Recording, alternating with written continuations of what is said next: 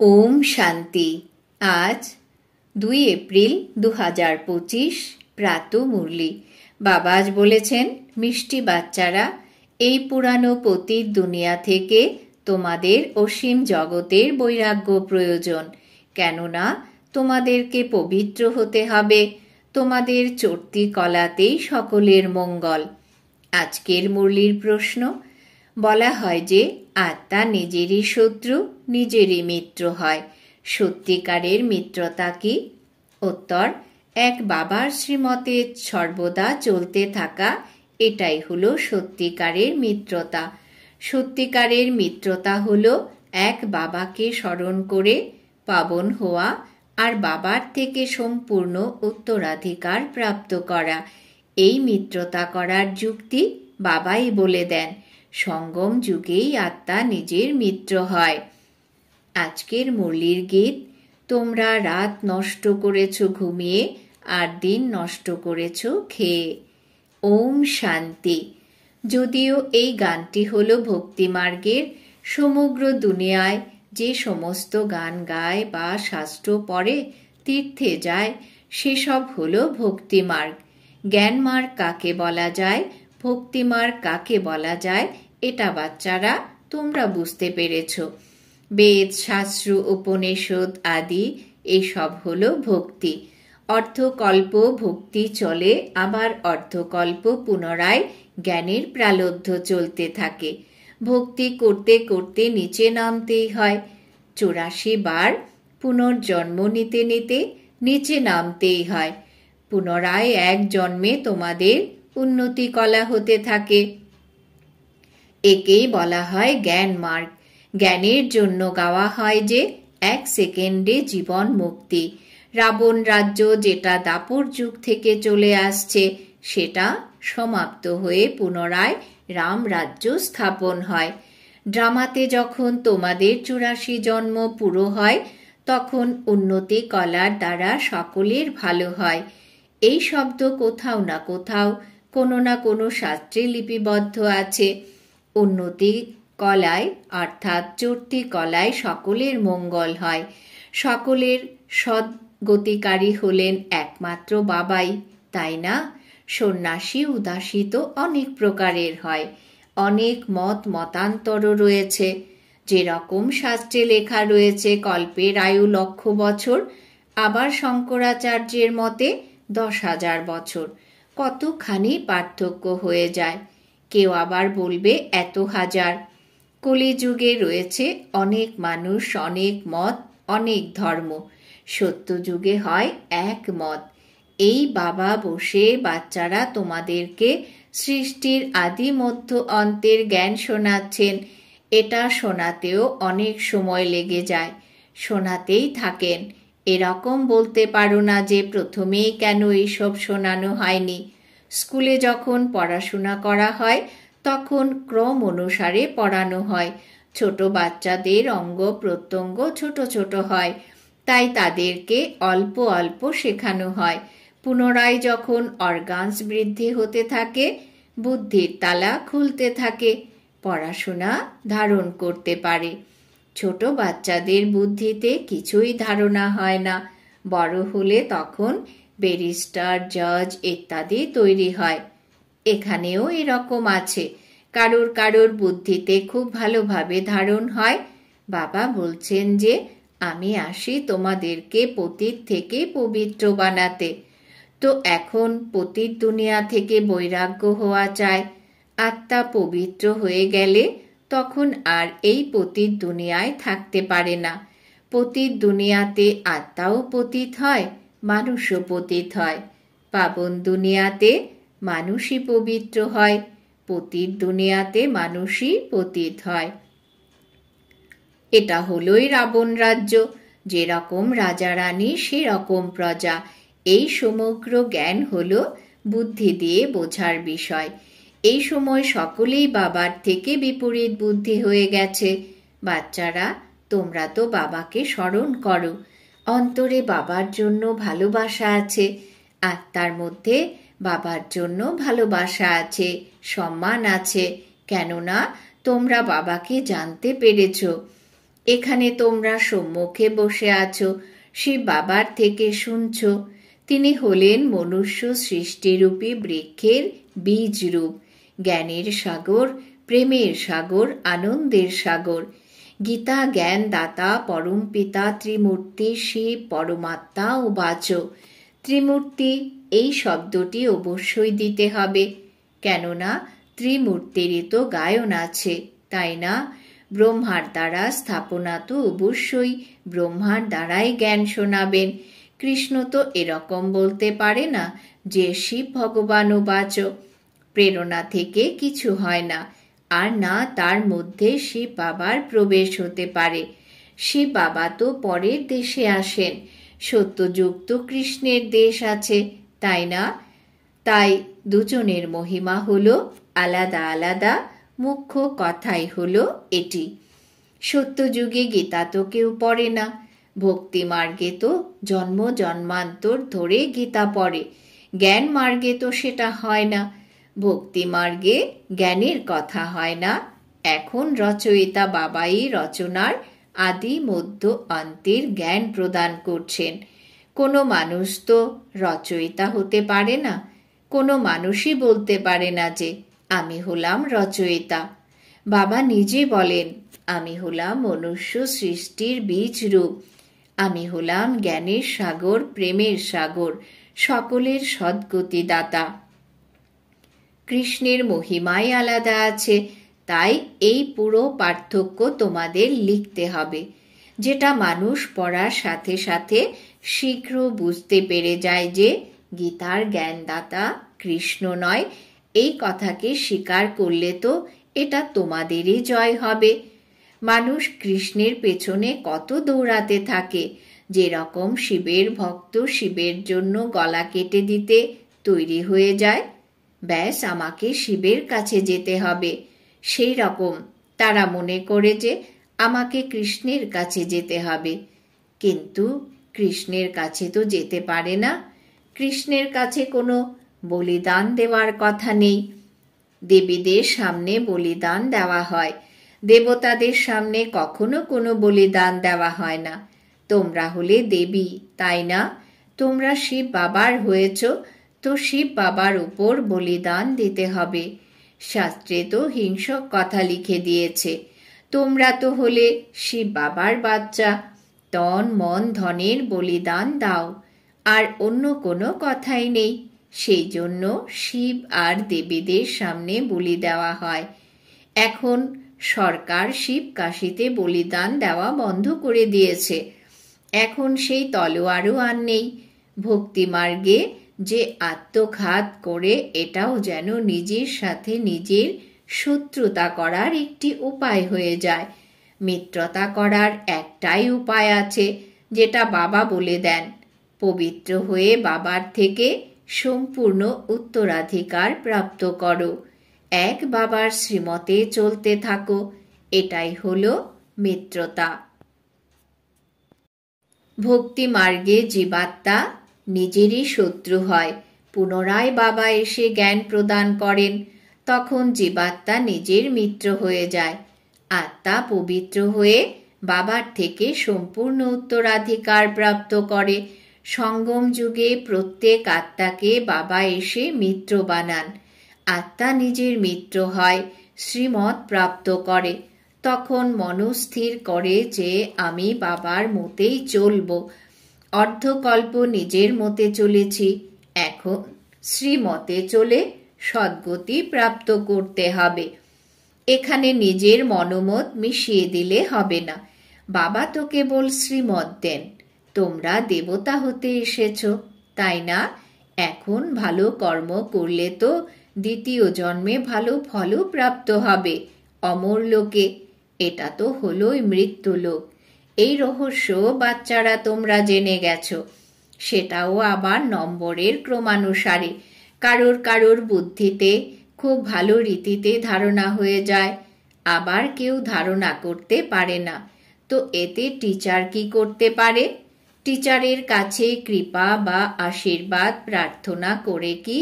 Teacher তো পড়িয়ে নিজের বাড়ি চলে যায়। স্কুলে এসে সবার প্রথমে ভগবানের কাছে প্রার্থনা করতে থাকে যে, হে ভগবান, আমাকে পাশ করিয়ে দাও, তাহলে আমি তোমার ভোগ লাগাবো। টিচারকে কখনো এই কথা বলে না যে আমাকে আশীর্বাদ করো। এই সময় পরমাত্মা আমাদের বাবাও আছেন, আবার শিক্ষকও আছেন। বাবার আশীর্বাদ তো আছেই। বাবা বাচ্চাদেরকে কামনা করেন যে বাচ্চারা এলে তো আমি তাদেরকে ধন সম্পত্তি প্রদান করব। তো এটা আশীর্বাদ হলো, তাই না? এটা হলো এক রকমের পদ্ধতি। বাচ্চারা বাবার থেকে আশীর্বাদ প্রাপ্ত করে। এখন তো তমপ্রধান হয়ে গেছে। যেরকম বাবা সেরকম বাচ্চারা। দিন দিন প্রতিটি জিনিস তমপ্রধান হয়ে যাচ্ছে, তত্ত্ব তমপ্রধান হয়ে যাচ্ছে। এটা হলোই দুঃখধাম। 40,000 বছর এখনো যদি আয়ু হয়, তাহলে কি অবস্থা হবে? মানুষের বুদ্ধি একদম তমপ্রধান হয়ে গেছে। এখন বাচ্চারা, তোমাদের বুদ্ধিতে বাবার সাথে যোগ রাখার কারণে বাবার থেকে কিরণ আসতে থাকে। বাবা বলেন যে যত যত আমার স্মরণে থাকবে ততই লাইট বৃদ্ধি হতে থাকবে। স্মরণের দ্বারাই আত্মা পবিত্র হয়, লাইট বৃদ্ধি হতে থাকে। স্মরণ না করলে তো লাইট প্রাপ্ত হবে না। স্মরণের দ্বারাই লাইট বৃদ্ধি হবে। স্মরণ করলে না, অথচ কোনো বিকর্ম করলে তখন লাইট কম হয়ে যাবে। তোমরা পুরুষার্থ করছো শতপ্রধান হওয়ার জন্য। এটাই হলো অনেক বোঝার বিষয়। স্মরণের দ্বারাই তোমাদের আত্মা পবিত্র হয়ে যাবে। তোমরা এটাও লিখতে পারো যে এই রচয়িতা আর রচনার জ্ঞান শ্রীকৃষ্ণ দিতে পারে না, সে তো হলেন প্রাপ্তকারী। এটাও লিখে দেওয়া চাই যে 84 জন্মের অন্তিম জন্মে কৃষ্ণের আত্মা পুনরায় জ্ঞান গ্রহণ করে প্রথম নম্বরে যায়। বাবা এটাও বুঝিয়েছেন যে সত্যযুগে 9 লক্ষ দেবী দেবতা হবে, তারপরে আস্তে আস্তে বৃদ্ধি হয়, তাই না? দাস দাসীও অনেক হয়ে হবে যারা পুরো 84 জন্ম নেবে। 84 জন্মেরই হিসেব করা হয়। যে ভালো রীতিতে পরীক্ষায় পাশ করবে সেই প্রথম প্রথম সত্যযুগে আসবে। যত দেরিতে যাবে তো মহল পুরনোই তো বলবে, তাই না? নতুন মহল তৈরি হবে, তারপর দিন প্রতিদিন আয়ু কম হতে থাকবে। সেখানে তো সোনার মহল তৈরি হবে। সেটা তো আর পুরনো হতে পারে না। সোনা তো সর্বদাই চমকিত হতে থাকে, তবুও পরিষ্কার পরিচ্ছন্ন অবশ্যই করতে হয়। গহনাদি যদিও পাকা সোনা দিয়ে তৈরি হয়, তবুও চমক তো কম হয়ে যায়, তাই না? পুনরায় তাতে পালিশ করতে হয়। বাচ্চারা, তোমাদের সর্বদা এই খুশিতে থাকতে হবে যে আমরা নতুন দুনিয়াতে যাচ্ছি। এই নরকে এটাই হলো অন্তিম জন্ম। এই চোখ দিয়ে যা কিছু দেখছো, জেনে গেছো যে এসবই হলো পুরনো দুনিয়া, পুরনো শরীর। এখন আমাকে সত্যযুগের নতুন দুনিয়াতে নতুন শরীর নিতে হবে। এই 5 তত্ত্ব নতুন হবে। এই রকম বিচার সাগর মন্থন করতে হবে। এটাই হলো পড়াশোনা, তাই না? শেষ পর্যন্ত তোমাদের এই পড়াশোনায় চলতে থাকবে। পড়াশোনা বন্ধ হয়ে গেলেই বিনাশ হয়ে যাবে। তো নিজেকে ছাত্র মনে করে এই খুশিতে থাকতে হবে, তাই না? ভগবান আমাদেরকে পড়াচ্ছেন। এই খুশি কোনো কম কথা নয়, কিন্তু সাথে সাথে মায়াও খারাপ কাজ করিয়ে দেয়। 5-6 বছর পবিত্র থাকার পর মায়া নিচে ফেলে দেয়। একবার পড়ে গেলে তো সেই অবস্থা আর থাকে না। আমি পড়ে গেলে তো সেই ঘৃণা আসবে। এখন বাচ্চারা, তোমাদেরকে সমস্ত কিছু স্মৃতিতে রাখতে হবে। এই জন্মে যা কিছু পাপ করেছ, প্রত্যেক আত্মার নিজের জীবনের সম্বন্ধে সব কিছুই জ্ঞান আছে, তাই না? কেউ খারাপ বুদ্ধি সম্পন্ন তো কেউ বিশাল বুদ্ধি সম্পন্ন হয়। ছোটবেলার ইতিহাস সকলেরই স্মরণে আছে, তাই না? এই বাবাও ছোটবেলায় ইতিহাসের কথা তোমাদেরকে শোনান, তাই না? বাবার সেই মহল আদিও স্মরণে আছে, কিন্তু এখন সেখানেও হয়তো সব নতুন মহল তৈরি হয়ে গেছে। 6 বছর থেকে নিজের জীবন কাহিনী স্মরণে থাকে, আর যদি ভুলে যায় তবে তাকে মন্দ বুদ্ধি বলা হয়। বাবা বলেন যে নিজের জীবন কাহিনী লেখো, এখানে জীবনের কথা আছে, তাই না? মনে পড়ে যায় যে জীবন কত চমৎকার ছিল। গান্ধী, নেহেরু আদি সকলেরই অনেক বড় বড় গ্রন্থ তৈরি হয়, কিন্তু তোমাদের জীবনই তো সব থেকে মূল্যবান আছে। আশ্চর্য পূর্ণ জীবন তো তোমাদেরই আছে। এ হলো অত্যন্ত মূল্যবান অমূল্য জীবন। এর মূল্য ভাষায় প্রকাশ করা যায় না। এই সময় তোমরাই সেবা করতে থাকো। এই লক্ষ্মীনারায়ণ কিছুই সার্ভিস করে না। তোমাদের জীবন অনেক মূল্যবান আছে। এখন তোমরা অন্যদেরও এইরকম জীবন বানানোর সেবা করতে থাকো। যে খুব ভালোভাবে সেবা করবে সেই গায়নযোগ্য হবে। বৈষ্ণব দেবীরও মন্দির আছে, তাই না? এখন তোমরাই সত্য সত্য বৈষ্ণব তৈরি হচ্ছ। বৈষ্ণব তাকেই বলা যায় যে পবিত্র থাকে। এখন তোমাদের খাদ্য পানীয় সবই বৈষ্ণব আছে। 1 নম্বরের বিকার তো তোমরা বৈষ্ণবরাই আছো। বাবা বলেন 1 নম্বরের বিকারে তো তোমরা বৈষ্ণবরাই আসো। জগদম্বার এই সব বাচ্চারা ব্রহ্মাকুমার ব্রহ্মাকুমারী আছো, তাই না? ব্রহ্মা আর সরস্বতী বাচ্চারা হলো তার সন্তান। নম্বরের ক্রম অনুসারে দেবীরাও আছে যাদের পূজা হয়। বাকি এত হাত দেখানো হয়েছে সেসব হলো ফালতু কথা। তোমরা অনেককে নিজের সমান বানাও, তাই এই সমস্ত হাত দেখানো হয়েছে। ব্রহ্মাকেও 100 হাত যুক্ত, 1000 হাত যুক্ত দেখানো হয়েছে। এই সব হলো ভক্তি মার্গের কথা। তথাপি বাবা তোমাদেরকে বলেন যে দৈবী গুণ ধারণ করতে হবে। কাউকে দুঃখ দিও না, কাউকে উল্টো পাল্টা রাস্তা দেখিয়ে তার সত্যনাশ করো না। একটাই মুখ্য কথা বাবা বোঝাতে চাইছেন যে বাবা আর বাবার অবিনাশী উত্তরাধিকারকে স্মরণ করো। আচ্ছা, মিষ্টি মিষ্টি হারানিধি বাচ্চাদের প্রতি মাতা পিতা বাপ দাদার স্মরণের স্নেহ সুমন আর সুপ্রভাত। আত্মাদের পিতা তার আত্মারূপী বাচ্চাদেরকে জানাচ্ছেন নমস্কার। আমরা আত্মারূপী বাচ্চারা আমাদের মাতা পিতা বাপ দাদাকে জানাই স্মরণের স্নেহ সুমন, সুপ্রভাত, নমস্কার। ধারণার জন্যে মুখ্য সার। 1. গায়ন বা পূজার যোগ্য হওয়ার জন্য সম্পূর্ণ বৈষ্ণব হতে হবে। খাদ্য ও পানীয়ের শুদ্ধিকরণের সাথে সাথে পবিত্র থাকতে হবে। এই মূল্যবান জীবনের সেবা করে অনেকের জীবনকে শ্রেষ্ঠ বানাতে হবে। 2. বাবার সাথে এমন যোগ রাখতে হবে যাতে আত্মার লাইট বৃদ্ধি পায়। কোনো বিকর্ম করে লাইটের তীব্রতাকে হ্রাস করো না, নিজের সাথে মিত্রতা করতে হবে।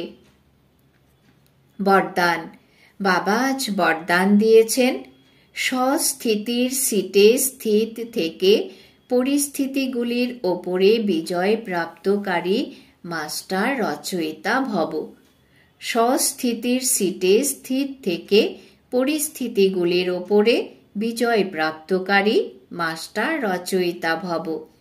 ব্যাখ্যা: যে কোনো পরিস্থিতি প্রকৃতির দ্বারাই আসে, সেই জন্য পরিস্থিতি হলো রচনা, আর যে স্বস্থিতিতে থাকে সে হলো রচয়িতা। মাস্টার রচয়িতা বা মাস্টার সর্বশক্তিমান কখনো পরাজিত হয় না, এটা অসম্ভব। যদি কেউ নিজের সিট ছেড়ে দেয় তখন পরাজিত হয়। সিট ছেড়ে দেওয়া অর্থাৎ শক্তিহীন হওয়া। সিটের আধারে শক্তিগুলি শত আসতে থাকে। যে সিট থেকে নিচে নেমে আসে তার মধ্যে মায়ার ধুলো লেগে যায়। বাপদাদার প্রিয় মর্জি বা জন্মধারী ব্রাহ্মণ কখনো দেহ অভিমানের মাটিতে খেলতে পারে না। স্লোগান: দৃঢ়তা করা সংস্কারগুলোকেও মোমের মতো গলিয়ে দেয়। দৃঢ়তা করা সংস্কারগুলিকেও মোমের মতো গলিয়ে দেয়। আজকের সমান আমি মাস্টার রচয়িতা। আজকের জন্য অব্যক্ত ইশারা: কম্বাইন্ড রূপের স্মৃতির দ্বারা সদা বিজয়ী হও। যেরকম জ্ঞান স্বরূপ আছো, এই রকম স্নেহ স্বরূপ হও। জ্ঞান আর স্নেহ দুটো কম্বাইন্ড থাকবে, কেননা জ্ঞান হলো বীজ, জল হলো স্নেহ। যদি বীজ জল না পায়, ফল দেবে না। জ্ঞানের সাথে হৃদয়ের স্নেহ থাকলে প্রাপ্তির ফল প্রাপ্ত হবে।